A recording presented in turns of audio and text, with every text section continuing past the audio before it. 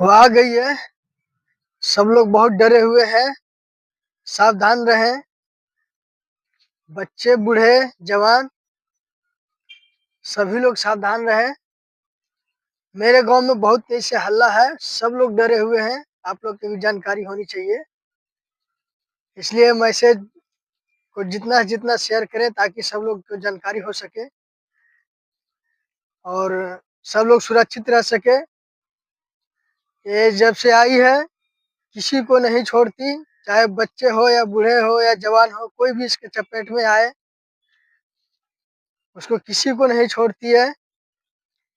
इसलिए सावधान रहें और दूर दूर तक ये मैसेज फैलाएं। आप लोग के जानकारी के लिए मैं ये वीडियो बना रहा हूँ। आप लोग सुरक्षित रहें, अपने बच्चों को भी सावधान रखें।